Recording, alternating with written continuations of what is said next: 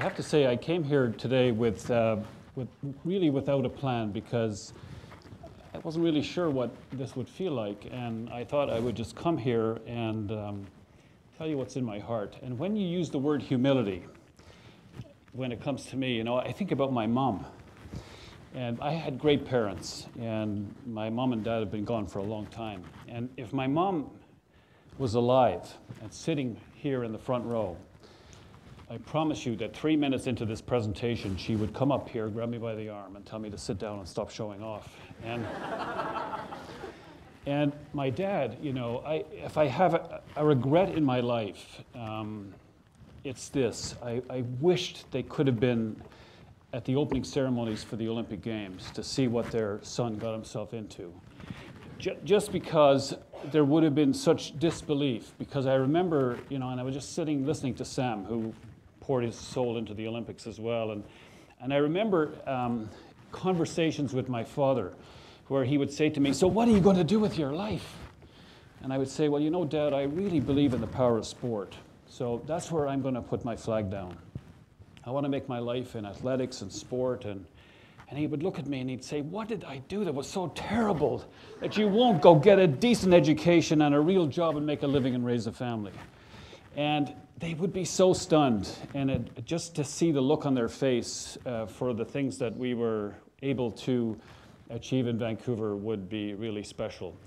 I thought what I would try to do today is tell you 3 things, just because we don't have a lot of time, 3 things I believe, because I've always believed, but even more so because of my own personal experience with the Games. And I'm just one of many people who gave their heart and soul. And honestly, I've been given credit for things that so many other people did. And that's just what happens when you happen to be the leader of an organization like ours. When I came to Canada, you know, I came on a bit of a dare. You know, it was kind of 2 years in Canada. That was the plan. And I thought, like anyone else, I'm young, it'll be exciting. And then when I got on the plane, I thought to myself, "Oh my goodness, John, what have you done?" And I'm flying across the world and landing in Edmonton and realizing how big and how out of place I was going to be, and how on earth would I fit in and succeed here. And I ran into a customs agent, and we had this little conversation, and I was quite intimidated and scared. And he looked at me and we chatted a little bit, and he said, "You know, welcome to Canada, make us better." And I thought this was the rite of passage into the country, the expectation of people who come to Canada, that they expect that if you come to this country, that you contribute something, that you give something of yourself so that the country could succeed. And this seemed rational to me, because I thought, well, look at the size. This is 6 times the size of Europe. How could Canada work if people didn't give? So I did. I went off and took that seriously, and I got involved. And I got involved in athletics and sport and the Olympic movement and this and that. And one thing led to another. And, you know, one fine day I was in Vancouver, and a bunch of folks, a bit like me, decided, why don't we go get the Olympics? And I thought, yeah, count me in for that. Because when I was a youngster, this is what I wanted to do with my life. I wanted to be an Olympic athlete. I wanted to go into the Olympic Stadium behind my national team's flag and feel that exhilaration that a young person who aspires to be an Olympian feels if they get that chance. So we're going to go do this. So I pitched in. I went to the meetings. I talked like everyone else and jabbered on about how great it could be. And at one time we were talking about having the summer games, and then it was the winter games. I didn't care which games. I just wanted to do it. And then after a while, I won't bore you with all the details, we got to a place where we needed to have a leader. And it was a process. And I got a phone call from headhunter, and he said, "You know, John, your name came up. People seem to think you might be able to do this." Do you know what I thought? I thought it was somebody ticking a box. You know, they need one of those to talk to, because I thought, oh, they'll be surely looking for somebody from big construction, or somebody from government, or a lawyer, or someone who is very close to corporate Canada, someone with dramatically different credentials than mine. So, but you know, what the heck, you know, I get the call, I want a chance to lead the Olympics. Why wouldn't you want to do that? So I say, of course, I'm delighted and honored and privileged to go. So I get invited to be interviewed. And I thought to myself, if we are going to make something of this, we better have a profound vision. We better have something to say to the world about what we're going to do with this, something unique and special that would set us apart from the rest of the world, that would give Canada this chance. And so anyway, I went to the interview on Saturday morning. I was the first one interviewed. And there were 6 finalists for the job. And I sat at the table and I sat down and the chairman looked at me and he said, "So, John, if we get the Olympics, what do you think the vision for the games should be?" And I said, "Well, you see all of these people living on the North Shore." We were looking across at the North Shore Mountains. See all the people living in all those homes on the mountains over there. You see all of them. Well, if we don't matter to these people, we don't matter at all. We need to have these people talking about this. We need to touch their lives. We need to take the Olympic spirit and the Olympic flame and walk it through the front door of every home in this country and touch every Canadian life. And let this be something that we all do together. I said, I think this is the vision we need to have to win. And then if we do win, it's the vision that will give this country an experience it may have never had before. And I went on and on and on and on for about half an hour. And honestly, I just wanted to survive the interview. Never thought for a second they would actually ask me to do it. And the interview ended, and I was delighted. I felt I did okay. So we go out to the elevator, and there's the chairman and the headhunter and a fellow from tourism, and they're standing there, and they're just kind of coming to say goodbye to me. And I think this is going to be the end. And we're at the elevator, and one of them looks at me and says, "John, great interview. Wow, what a vision. Nobody in that room thinks you can pull it off."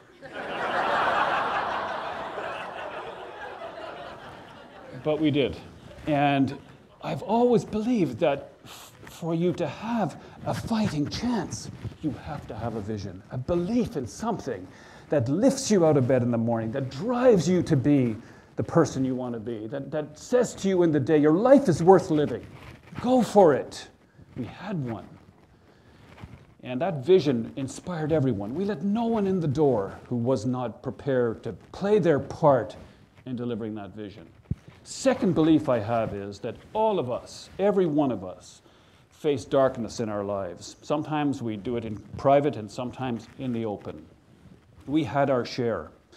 And when you face this darkness, you can be inclined to say, count me out. I can't do it.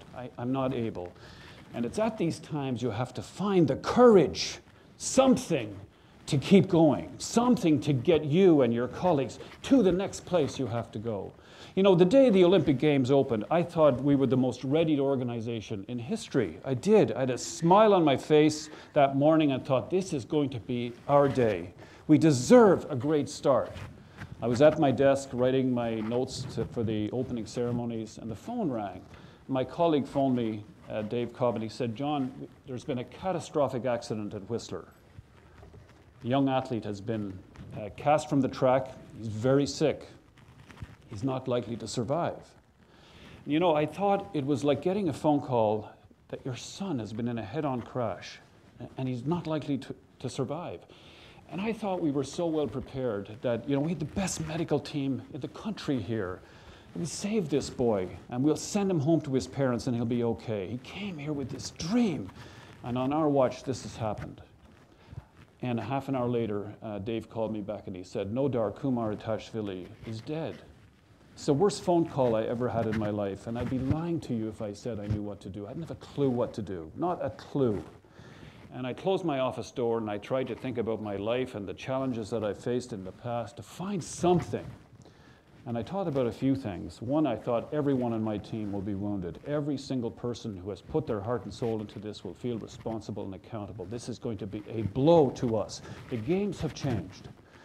And I thought, now my job, my responsibility is to represent this country the best way I can, to react in a way that you would think was right, that to represent Canada, to show the empathy and the sympathy and the compassion that was necessary, and still lead this team through this.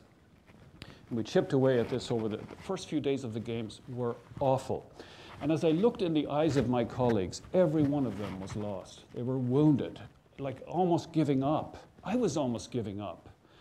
And we tried to put on a brave face, but we were lost, and it was like the plane was crashing from the sky, and I didn't know what to do to lift it. And Nodar's parents had invited me to be a pallbearer at his little service on the Monday morning after he had been killed.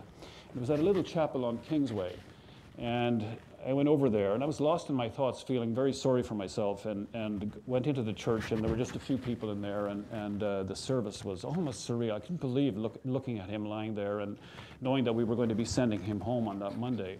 And I came out of the church after that service, and we carried Nodar and put him into this vehicle to have him taken to the airport. And the Vancouver Police Department had dispatched a number of officers on motorcycles to escort his body to the airport. And I saw this and I thought, what a wonderful thing they did. What a gesture from them. And I hadn't asked them to do it, and I would have been the one who did. And so I went over and I put my hand out to thank them for coming. And I shook hands with the sergeant in charge of these officers, and I said, thank you for doing this. And he was crying. He was in tears, and I realized at that moment that everybody wanted to help. They were all cheering for us. They all wanted to do something, to feel like they belonged in this moment of crisis for our country. And it shook me up, and I got in the car, and I drove downtown, and I called all my team together, and I sat them in a room, and I said, today is the day that you need to demonstrate to this country that you deserve to be followed, that you deserve to call yourself a leader. Today is the day that you have to go back out there and demonstrate to all of these 50,000 people who came to do this work that they can do this, that they can overcome this horrible start and deliver the most profound experience in Olympic history. And if you won't do it, it cannot get done. You must find this now, all of you. And somehow, we came out of that, and they got up and they decided that they could, and they did. And I personally went from venue to venue to venue to venue to venue, hugging Blue Jacket volunteers, shaking their hands. That's the only work I did for 2 weeks, because it was the only work I felt was worthy to try to encourage them to see what was in their grasp, the greatness that they could be. So you have to find the courage and not be inclined to say, leave it to someone else. It's a defining trait in the great leaders of the world. You have to do it, you have to find it.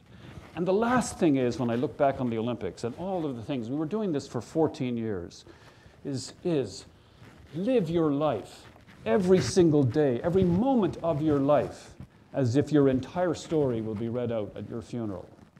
Every word.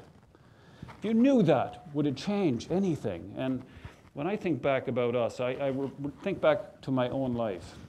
I came to Canada in 1974, and my cousin had been killed by a terrorist attack in Dublin. And my father, who had retired from the prison service as a senior civil servant, it fell to him to come and identify her body. And so he did. He came and to do that, and he identified her from a ring on her finger. And so a week later, and the whole country was in shock. It was a horrible experience for Ireland. And so my dad did that, and we buried my cousin Siobhan. And shortly after that, the pressure and the weight of this was so bad, my father had a massive heart attack, and he died. And they were buried side by side. Now, my dad was a great teacher, and as I said to you earlier, he had a huge influence on my life, and he wanted his kids to be the best they could be. And so it was a horrible shock. And the night of my father's funeral, we were sitting around talking, telling stories like you do when someone close to you passes away, trying to remember all the wonderful things that they contributed to your life and around you. And a solicitor for our family knocked on the door and said, well, while you're all here, I'd like to open your father's will tomorrow. And if you come around to my office at whatever the time was, 10 o'clock. So we all go around there. I have no idea what my dad would have. I didn't know what he had. Didn't know what he was thinking. Never asked him. And he surely wouldn't have told me anyway. And so we get around there, and the solicitor pulls out this envelope, handwritten envelope, page and a half, opens it up. And on the top it said, this is the last will and testament of John Jack Furlong.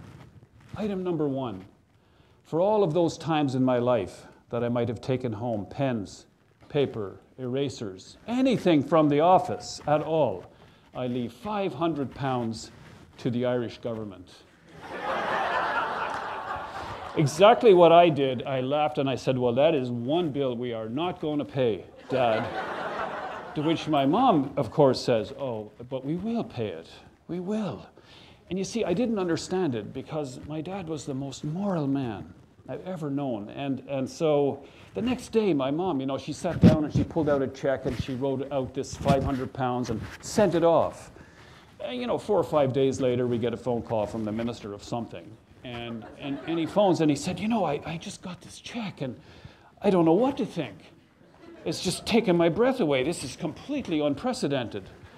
What should I do with it? And my mom said, listen, you need to cash that check. This was my husband's last wish. Please, please, please cash that check. Well, here's the thing. My dad didn't take anybody's pens or paper or erasers or anything. So what was he doing? Well, what was he saying? What he was doing was he was saying to his children, he was giving his children their last lesson in life. He was saying, if it's not yours, don't take it. And if you break it, fix it. And don't be saying bad things about other people and live an honorable life. Stand up for the good in the world. Lead with dignity. Be a humble person. Make me proud. Make a contribution in the world. That's what I want from all of you. And you know, all through the Olympic Games, I don't know what you thought about all the things we were doing, but I can tell you that the people that worked in that building down on Gravely Street, that's what they thought. They were looking out the window and they were worried about what you thought. They were worried about making you feel proud, about you looking at them and saying, I'm with them. I want to be part of that. They wanted to give Canada this moment in time. They did. And so when I think back, these are the 3 nuggets for me about what I took from the Games. Have a vision in your life. Have something that just will not allow you to be put down. And find that courage. On the worst days, find it. Be the one. Be the one to stand up and say, I can do this. Yes, we can. Yes, we will. And be a good person. You know, we can all make mistakes. None of us are perfect, but we don't have to repeat them. We don't have to. We can be the one. We can be the inspired one. And that was it. When I look back, there was nothing else really that stands out, that overpowers those. Those were the 3 nuggets, and we stuck with them all the way. And in the end, you know, if this worked, if it made a difference to the country, that was the formula. That was the formula. Every single person believed that. That was our story. And so that's what I came here to tell you. And thank you for having me. This is a lot of fun. Thank you.